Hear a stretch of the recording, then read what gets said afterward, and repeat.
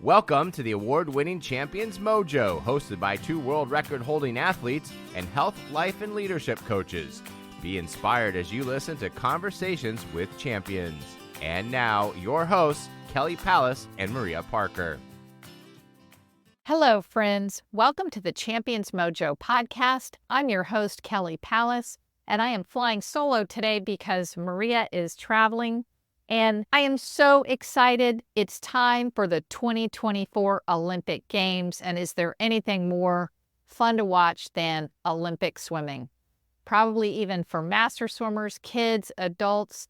I know if you've noticed that we have taken a few or several weeks break from the podcast, I'm actually helping my 94-year-old dad who is in hospice, and he is doing well enough that he and I are going to get to watch the Olympics together. And that is one of the things that we've done for many Olympic games. And I hope you're going to get to watch them with someone special. They're so inspiring. There's so much that we can learn from the Olympic Games. We have been fortunate on Champions Mojo to have 50 Olympians and Olympic coaches throughout our 250 plus episodes. We actually have 13 Olympians that are on the 2024 team that we've interviewed. And so today's episode, I'm just going to tell you what I think we can get out of the Olympic Games by watching as master swimmers, and maybe what I'm getting out personally. I will say that, of course, we're going to be cheering for Team USA. It's going to be a great rivalry with Australia, and just watching all the great swimmers from around the world. We've had, like I said, we've had 13 people, and I want to start off by saying I'm counting Rowdy Gaines as a 2024 Olympian. Rowdy is doing his 8th Olympic Games as the swimming commentator, and everyone knows Rowdy just brings so much energy and enthusiasm to the games, and it's incredible to get to watch him commentate his 8th game. Hats off to Rowdy. Rowdy is a great master swimmer. He's been an ambassador to swimming. He continues to swim his whole life, and he was inducted into the Masters International Swimming Hall of Fame in 2019, I believe. And so it's going to be fun to watch Rowdy in his 8th Olympic Games. Will there be a 9th for Rowdy? We don't know. So I'm going to really appreciate that Rowdy Gaines is adding so much to the sport of Olympic swimming, and I can't wait to watch him. So Rowdy, we learned, I'm going to go over the 12 Olympians really fast that we've had on the show and what we took away from each one just super fast. I'm not even going to give their background accolades, but they are on the 24 team. And the first one is Rowdy Gaines. What we got from Rowdy is that enthusiasm can get you so far in life, that Rowdy has used his enthusiasm and passion for the sport to achieve such incredible success and to touch so many people with that. Another Olympian that is on the 2024 squad that we love is Emma Wyatt.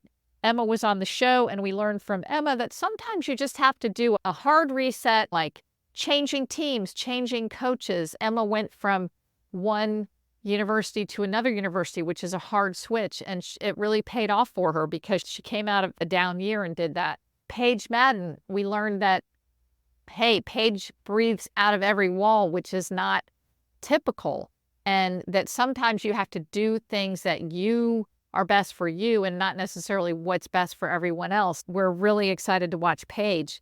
Now, Mackenzie Cohen, who was on the show, is part of the Paralympic team.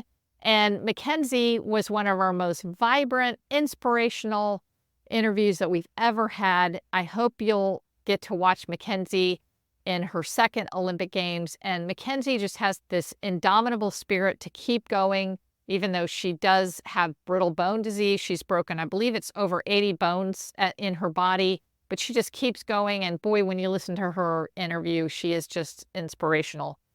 Erica Brown, who is now Erica Conley, we learned from Erica how important it is to change your thoughts. She wrote down every one of her thoughts that was negative when she was in a bad place and turned them around, and that really seemed to help her make her 2nd Olympic team.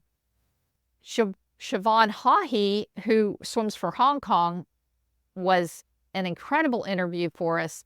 And Siobhan's takeaway that we got was that, yes, you're going to have pain in a race, but if you've had pain in other races or you've had pain in practice, then you can go ahead and experience that and not be afraid of it.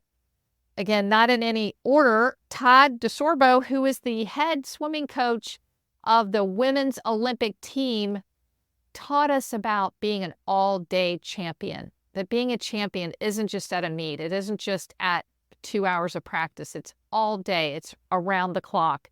And so Todd is just a great inspiration. Penny Oleksiak, who's from Canada and an Olympic gold medalist in the 100 free, she just barely made, she's had a lot of injuries. She just barely made the Canadian Olympic team on a relay, but Penny is going to her second Olympics. And we learned from Penny that mental health is really important and that she has had some phases of anxiety throughout her life that she has gotten through with the help of others. So that is a really great takeaway, that you don't have to do things alone. Now, Lily King, we all know Lily. She's the incredible queen of the breaststroke and Olympic champion, world record holder. And what we got away from our interview with Lily was that you just got to have fun. Lily seems to have so much fun. She loves to race. She loves to be in the spotlight when there's pressure, and she steps up to that pressure. And so Lily was a huge insight into just really having fun. She really seems to have fun. Ryan Murphy, who again is another Olympic champion and on another Olympic team. I think this is his third, if not his fourth. But Ryan, the great backstroker, we loved that Ryan taught us that he tries to stay even. He doesn't get too high and he doesn't get too low. And that was a real great piece of advice from Ryan, to not get too high and not get too low.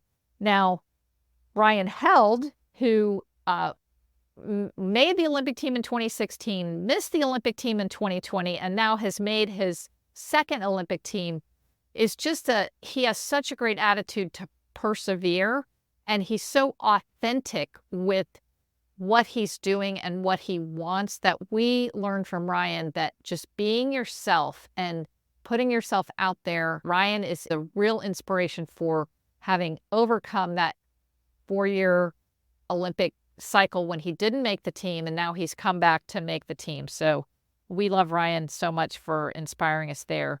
Now, Braden Holloway is one of the assistant coaches for the women's team. He has put Catherine Burkhoff, the great 100 backstroker, on the Olympic team.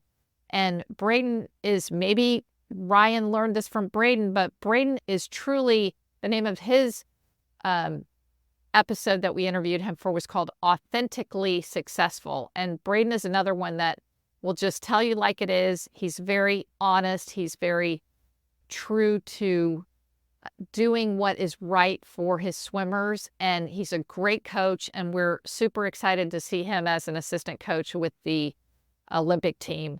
And then the last one is Bob Bowman. Bob is a 5-time U.S. Olympic coach, but Bob is going to be working with the French team to be coaching Leon Marchand, who swam for Bob when he was at Arizona State. Bob can certainly help other swimmers when he's there, but he did this to not take away from the U.S. team, as he put it, that if he was on the U.S. team, he wouldn't be able to coach Leon, who's going to be a really exciting swimmer to watch in Paris. If he's on the French team, he can help Leon and help the U.S. team. So I thought that was a great call by Bob, who is going to be one of the Olympians, Olympic coaches that we're going to be cheering for.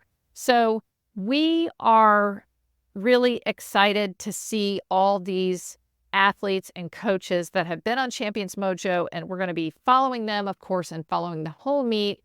And the thing that I would say as a master swimmer and someone that helps master swimmers and coaches other master swimmers, that if you watch these great athletes, you may not be able to do the exact 7 dolphin kicks off the wall, but you can certainly do 2 dolphin kicks off the wall, or even 1 dolphin kick off the wall. But if you can watch these great starts and turns and technique in the water, it will definitely help you visualize what you need to be doing in the water as a master swimmer.